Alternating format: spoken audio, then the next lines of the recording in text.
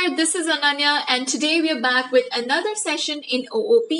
We just got done with operator overloading in Python, and now it's time we concentrate on method overloading and method overriding in Python. They are basically two other aspects of polymorphism. In other OOP languages such as Java or C++, if you have two functions or methods with the same name but different parameters, it's called as method overloading. And you can call or access and let's say differentiate between the two functions with the help of the number of parameters they take in. Now, here's the big news. In Python, we can safely assume that there is no such thing as method overloading. Surprising, isn't it? Then why are we learning it? Well, it's something that you must know, a concept that yes, it is very beneficial if you can implement it sometimes, let's say to make your code look a little more neater and a little more simplified, but there are disadvantages to it. That is, it creates a lot of confusion when the code is very long and it's very cumbersome to manage at times. So what we are going to do is we are going to take a quick example and move on to method overriding. So if you can see this code out here, this is a very simple depiction of what method overriding is. I have a class person and a method saying hello. So what I'm doing is I am taking my usual compulsory self, and next what I'm doing is I say username is equal to none. Now why are we taking none? I'll show it to you all in a while. And I'm instantiating the class person to an object, and I'm saying object.hello, and I'm passing the name user to it, just a random name. Now, since I'm passing a string, username gets overwritten from none to user, and hence the else, or rather say, so it's username is not none, right? So hello user should be printed. Now, I'm just coming to why are we using none here. See, you get hello user. Now, what if I do not pass any parameter? Though I have a keyword, or rather say a variable username that is waiting for some sort of input to be taken. That is, one parameter has to be there, but I'm not passing anything. Okay, so now what happens is username remains as none and I get a different output. That is, hello there, please provide your name. Now, this is an example of method overloading. Let's see what's happening. When I was passing user, it was basically putting itself into username, and then the condition if username is not none was proving to be true. Now, what we are doing is, you remember same methods but different parameters. This is what we are executing. We can have either 0 or 1 parameters here. It does not matter. And hence the trick is we actually give a default value to username that is none. Okay. So in case you do not pass anything, username still has a value. So that's the trick here. And hence whenever we do not pass a value, you get hello there, this statement. So you're getting it, right? You have method overloading where you have various parameters but the same method. Now let's say I want to pass.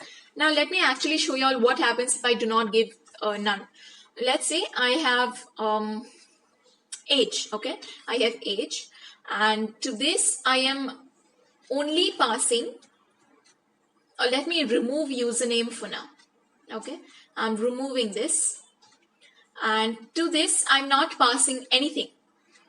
And let me just comment all of this out.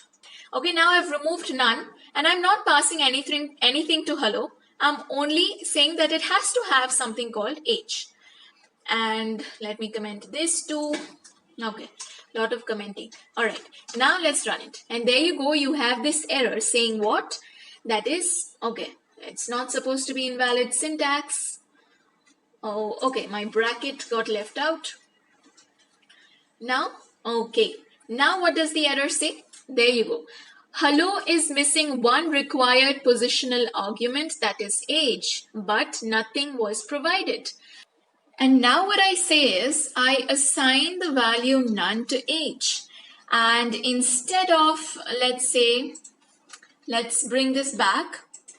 And if username, let's change this to age. If age is not none, then say hello. Otherwise, let's just say age not provided. Age not provided. And now let's see if this works. I am still not giving any sort of value for the age parameter. Now when I run it, let's see what we get. And there you go. It's working, right? So this is how method overloading works. Now let us come to method overriding. Now let me just get right down to a simple explanation via a code so that there's no confusion. And in case you still are a little hesitant about it, I'll be taking a real life example so as to help you all through the process. Now, first, a few statements that needs to be understood. That is, in method overriding, you have a parent class and a child class. So you're basically having concepts of inheritance brought into the picture. So what happens is the parent class and the child class implement the exact same method. Now, what do you mean by exact method? What all, let's say, parameters come into view? The name of the function is the same.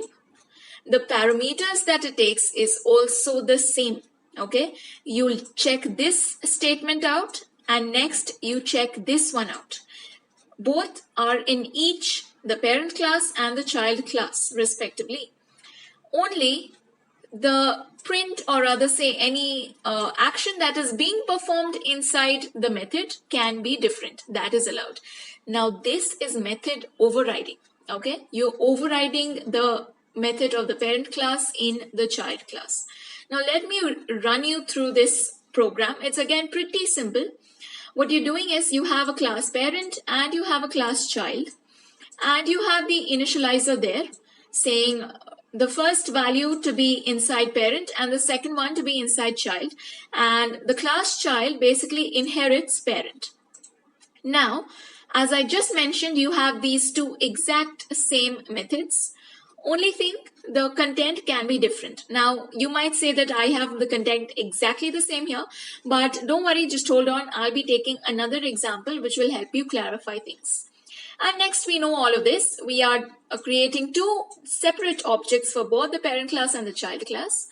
And the distinguishable factor of how to access which method is through the object. Okay, their method versions can be executed depending on the object used to invoke it. Okay, so object p.toPrint and object c.toPrint. And now let's run this. And there you go. You have the individual print statements being carried out. Now, in case you're still hesitant, let's listen to this example. Let's say you have a mother bird who goes in search of food. Okay, and she finds out a little bit of food for herself, and she carries back worms for her children to eat. Now, what she does is she basically digests them a little bit by herself, brings it back up into her mouth, and then feeds it to her children.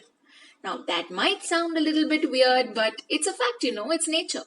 So this is kind of a little similar to method overriding. First, it was the mother's food, then it becomes her children's food.